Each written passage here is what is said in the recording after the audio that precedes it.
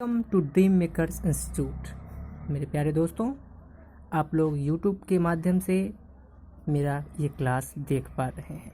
NCERT वर्ग 10th का त्रिकोणमिति chapter का मैं 8.1 का वीडियो आज लेके आया हूँ। दोस्तों, इससे पहले मेरा एक और वीडियो आया है जो इंट्रोडक्शन पार्ट है ट्रिग्नोमेट्री का, यानी त्रिकोणमिति का। तो उस पार्ट को भी आप देख लीजिएगा, तभी जा कर के ये पार्ट जो है आपको आसानी से समझ में आ जाएगा। दोस्तों, किसी तरह का कंप्लेन हो तो मुझे बताते रहिएगा। अगर आपको वीडियो अच्छा लगे तो ज़रूर मेरे वीडियो को एक लाइक कर दीजिएगा, क्योंकि एक लाइक तो बनता है ना अगर अच्छा चीज़ है तो। साथ ही मेरे चैनल को सब्सक्राइब कर लीजिएगा और बेल के घंटी को दबा दीजिएगा, ठीक है, ताकि मेरे आने वाले अगले वीडियो का नोटिफिकेशन आपको आपके मोबाइल पे तुरंत ही पहुंच जाए। ठीक है, तो मैं इस वीडियो को अब शुरू कर रहा हूं। पहला प्रश्न है, त्रिभुज ABC में जिसका कोण B समकोण है। दोस्तों, B कोण समकोण है तो त्रिभुज हम ABC लेंगे। कोई भी त्रिभुज हम बना लेंगे एक ऐसा जो समकोण त्रिभुज हो, क्योंकि B समकोण है तो B को हम यहाँ लिख देंगे। बाकी A और C हम कहीं भी लिख सकते हैं। A यहाँ भी लिख सकते हैं, C यहाँ लिख सकते हैं, या A यहाँ और C यहाँ भी लिख सकते हैं, कोई दिक्कत नहीं है। अब हमको जो दिया गया है वो है AB। AB कितना है? 24। तो दोस्तों, AB तो ये है मेरा, तो इसलिए हम इसको ले लेंगे 24। साथ ही BC कह रहा है कि 7 सेंटीमीटर है, तो BC को हम कह देंगे कि 7 सेंटीमीटर है।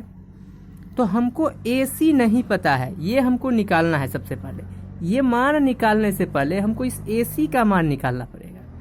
हमने पिछले वीडियो में बताया था कि AC का मान कैसे निकालते हैं। तो AC जो है वह कर्ण है और इसको हम हाइपोटेनस बोलते हैं।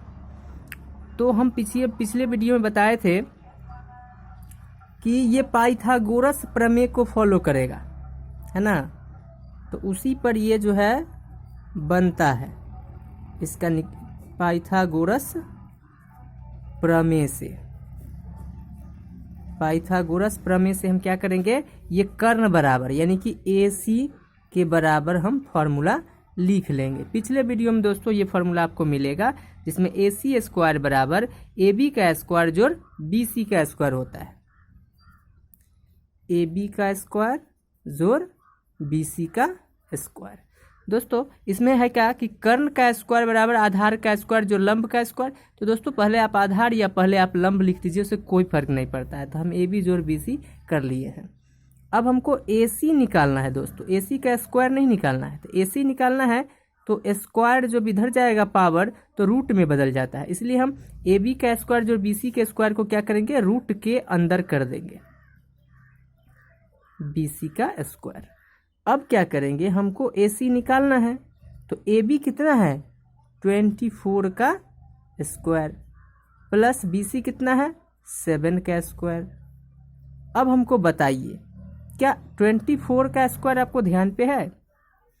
नहीं ध्यान पे है दोस्तों, कोई बात नहीं, इसको आप स्क्वायर कर भी सकते हैं, और नहीं तो 576 होता है, और 7 का स्क्वायर हो गया 49। रूट अंडर करेंगे। दोस्तों, रूट के अंदर में ये दोनों नंबर है, इन दोनों को हम ऐड कर लेंगे, तो रूट अंडर हो जाएगा 625 ऐड करके। अब इसका दोस्तों हमको वर्गमूल निकालना है, रूट कर लेना है। तो रूट आपको करना आता होगा, अगर नहीं आता है तो दोस्तों मैं उसके लिए एक वीडियो जस्ट अपलोड कर दूंगा इसके बाद। तो AC बराबर क्या होगा, तो AC बराबर होगा, इसका वर्गमूल निकलेगा 25। तो वर्गमूल हो गया 25, तो मेरा ये निकल गया 25। अब हमको क्या क्या निकालना है, अब हमको दो चीज़ निकालना है। पहला निकालना है साइन A कॉस A। यहीं पे दोस्तों समझना है, साइन A का मतलब हुआ A इक्वल टू थीटा, मतलब थीटा A पे है, और A जब थीटा होगा तो P कौन होगा, जब A पर थीटा होगा तब P कौन होगा, यही पहचानना है। तो थीटा के ठीक सामने वाली भुजा जो होती है वही P होता है दोस्तों। तो ये 7 सेंटीमीटर जो है यही P है। पिछला वीडियो देखिएगा दोस्तों, बड़ा गौर से देखिएगा, उसमें सारा कुछ अच्छा से समझाया गया है। तो P के सामने वाला भुजा 7 सेंटीमीटर है, तो हमारा P हो गया 7 सेंटीमीटर, एक थीटा के सामने वाला भुजा। अब जो है हमको जब P पता चल गया तो B यही होगा। और ये दोस्तों कर्ण जो होता है ना H, ये कभी नहीं बदलता है। तो साइन का वैल्यू होता है P/H। तो P का वैल्यू हो गया 7 और H का वैल्यू हो गया 25। तो इसका तो आंसर ये होगा। अब दोस्तों cos A निकालेंगे। तो cos A क्या होता है, B/H। अब हमको बताइए क्या थीटा बदला, नहीं थीटा बदला ना, तो थीटा नहीं बदला तो P 7 ही रहेगा। तो B कौन सा होगा, 24। और H कौन सा होगा, H कभी नहीं बदलता है, इसलिए H इसमें भी 25 था और इसमें भी 25 ही होगा। तो ये दोनों का दोनों आंसर इस दोनों का निकल गया। अब दूसरा प्रश्न जो है उसमें है साइन C cos C। तो sine C cos C, theta गया C पर, तब P का मान क्या होगा, थीटा गया C पे, यहाँ थीटा है तो थीटा के ठीक सामने P चला जाएगा यहाँ, यानी 24। तो P हो गया 24। तो अब इसका मान तो P/H होगा ना, तो P हो गया 24 और H हो गया 25। और यहाँ पर B/H होगा और P हो गया 24, तो B हो जाएगा 7। तो 7/25। तो दोस्तों ये क्वेश्चन आपको समझ में आ गया क्या? आ गया तो ज़रूर हमको कमेंट में बताइएगा कि पहला क्वेश्चन जो था सर बहुत अच्छा से मुझे समझ में आ गया है, और उसके लिए आपको कोई वीडियो बनाने की आवश्यकता नहीं है। और ऐसे जितने भी सवाल आएंगे हमें विश्वास है कि आप अगर इसको समझ गए होइएगा तो सारे के सारे प्रश्न बन जाएंगे। ठीक है दोस्तों, हम देखते हैं इसका दूसरा सवाल। दूसरा प्रश्न है आकृति 8.13। दोस्तों ये आकृति 8.13 में लिखा हुआ था, ये बना हुआ पिक्चर था, इसी को मैंने यहाँ पे बनाया है। कहता है मैं 10p - cot r का मान ज्ञात कीजिए। तो सबसे पहले दोस्तों मैं इसमें देखूंगा कि क्या दिया हुआ है और क्या नहीं दिया हुआ है। तो h दिया हुआ है, p दिया हुआ है, तो हमको क्या नहीं दिया हुआ है, b। तो दोस्तों b बराबर क्या फॉर्मूला होता है पाइथागोरस प्रमेय से, पाइथागोरस प्रमेय अगर हम यूज़ करें तो हमने देखा कि b बराबर फॉर्मूला होता है √h² - p²। तो हम इसी फार्मूला को यूज़ करेंगे। वास्तव में ये फार्मूला दोस्तों इस प्रकार से होता है, हमने पिछले सवाल में बताया है, h² = p² जोड़ b²। तो हमको तो निकालना है b², तो हम p² इधर ले आएंगे, तो h² - p² बराबर हो जाएगा b²। हमको b² नहीं बल्कि b निकालना है। तो दोस्तों जब b निकालेंगे तो स्क्वायर इधर जाके रूट हो जाएगा, तो रूट के अंदर में हो जाएगा h² - p²। तो दोस्तों ये फार्मूला कैसे निकला, क्या आपको समझ में आया? अगर समझ में आ गया तो कमेंट जरूर करिएगा, b बराबर h² - p²। दोस्तों b का मान हमने निकाल लिया है, फार्मूला तो मेरा क्लियर है। अब हम मान निकाल लेते हैं। तो b मेरा क्या है, QR। तो QR बराबर √h क्या है, PR का स्क्वायर माइनस PQ का स्क्वायर। अब समझ में आया जो हम इसको कैसे लिख लेंगे। अब QR कितना है, तो हमको QR नहीं दिया हुआ है सर, तो QR हम निकाल लेंगे।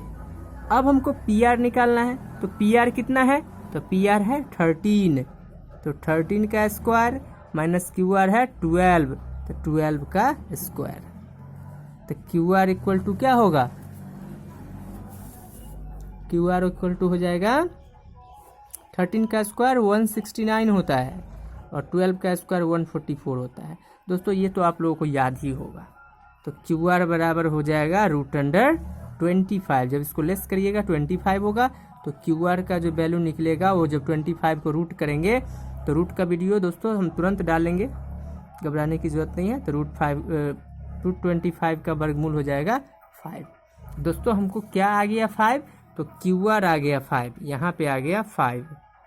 अब हमको निकालना है क्या, 10p minus cot R, 10p minus cot R. तो 10p का मान क्या होगा, तो 10p का मान तो देखो 10p जो है तो थीटा हो गया p पर,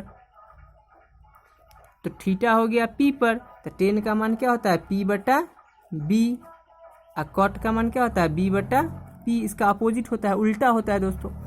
तो 10p जो हुआ तो थीटा हो गया p पे, तो p के सामने हमको p का मान हो जाएगा ये क्यू आर, तो ये हो जाएगा क्यू आर बटा पी क्यू, माइनस जब कॉट आर की बात करें तो थीटा चला गया आर पे, तो सामने में p हो जाएगा 12 और b हो जाएगा 5, तो ये भी हो जाएगा क्यू आर बटा पी क्यू। दोस्तों दोनों सेम ही वैल्यू आ गया, लेकिन हमको क्या डालना है, इसमें से ये डालना है क्यू आर यानी कि 5/7, 5/12 और माइनस 5/12। दोस्तों ये एलसीएम तो आप, ये तो घटाव तो आपको आता ही होगा, कम से कम सब्ट्रैक्शन जो है ये भिन्न का है, फ्रैक्शन का है, इसको तो आप बना ही लीजिएगा। 12 इसका एलसीएम होगा, ये भी 5 और ये भी 5 होगा, और 0/12 होगा। इसको हम लिखेंगे क्या, 0 ही ना लिखेंगे, तो यही इसका आंसर होगा। कमेंट में ज़रूर बताइएगा दोस्तों आपको ये वीडियो समझ में आया या नहीं समझ में आया। अगला क्वेश्चन है, यदि साइन ए बराबर 3/4, देखो दोस्तों साइन ए है और इसके सामने जो है 3/4 लिखा हुआ है, तो साइन का मान होता है p बटा h, इसका मतलब हुआ कि p का मान हुआ 3 और h का मान हो गया 4। तो यहाँ पर जो cos a और tan a का मान निकालना है, थीटा कहाँ पे है, a पे है, तो हम ऐसा करते हैं एक ट्रायंगल बना लेते हैं और थीटा को हम a पे रख देते हैं, बाकी b और c यहाँ हो गया। a अगर थीटा पे है तो इसके सामने वाला p हो जाएगा आपका bc जो कि है 3 और h हो गया 4। तो हमको निकालना है कि ये ba कितना होगा, अर्थात b का मान क्या होगा, p और h हमको दिया हुआ है, तो b का मान कितना होगा। तो b का मान अभी अभी दोस्तों हमने सूत्र लिखा था, क्या फार्मूला था इसका कि h² और माइनस p का स्क्वायर। तो b का वैल्यू निकालने के लिए हमें को h का स्क्वायर यानी 4 का स्क्वायर करना पड़ेगा और माइनस p का स्क्वायर यानी कि 3 का स्क्वायर करना होगा। तो हमको b का वैल्यू कितना निकलेगा, 16 माइनस 9, और 16 माइनस 9 क्या होता है, 7 हो जाएगा, तो √7। दोस्तों ये नहीं कटेगा, इसका रूट नहीं निकलेगा, तो रूट नहीं निकलेगा तो इसको ऐसे ही हम छोड़ देंगे, और b का वैल्यू हमको कितना निकल गया, √7। अब हमको निकालना क्या क्या है, तो एक मान निकालना है cos a का और दूसरा मान निकालना है tan a का, तो यही दोनों हम निकालेंगे। तो cos a हो गया b बटा h और tan a हो गया p बटा b। तो b कौन सा है, तो b अभी अभी निकाले हैं √7, अब बट्टा h कितना हो जाएगा 4, और p कितना निकाले हैं तो 3 है, और b कितना है √7। तो यही दोनों इसका आंसर हो जाएगा। कैसा लगा वीडियो दोस्तों, बताते रहिएगा हमको, कमेंट में ज़रूर बताइएगा वीडियो कैसा लग रहा है। चलिए दोस्तों क्वेश्चन नंबर 4 पे, यदि 15 cot a बराबर 8 है तो साइन ए और सेक ए का मान, साइन ए और सेक ए का मान निकालना है, यहाँ भी a है। दोस्तों जब ये थीटा चेंज नहीं होगा तो आपको ट्रायंगल यहाँ बनाने की आवश्यकता नहीं भी पड़ेगा, चाहे तो आप बना सकते हैं, नहीं भी बना सकते हैं। तो हमको थीटा कहाँ पे रखना है, a के पास, तो यहाँ हम b और c डाल देंगे। तो हमको यहाँ पे 15 cot a इक्वल टू 8 है, तो cot a इक्वल टू क्या होगा, 15 से यहाँ मल्टीप्लाई है तो 15 से हो जाएगा डिवाइड, तो 8/15, इसका मतलब हुआ b/p। तो हमको क्लियर हो गया कि p है 15 थीटा के ठीक सामने और b है 8 जो है यहाँ पे।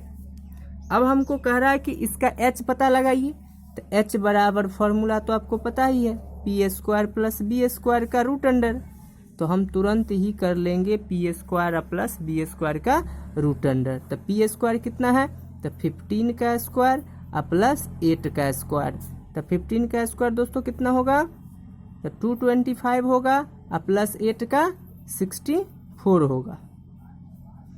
तो h के बराबर में बताइए कितना हो जाएगा। तो ये हो जाएगा 289, 9, 8 और 289 कितना होता है 17 का स्क्वायर होता है ना। तो h बराबर हो गया 17।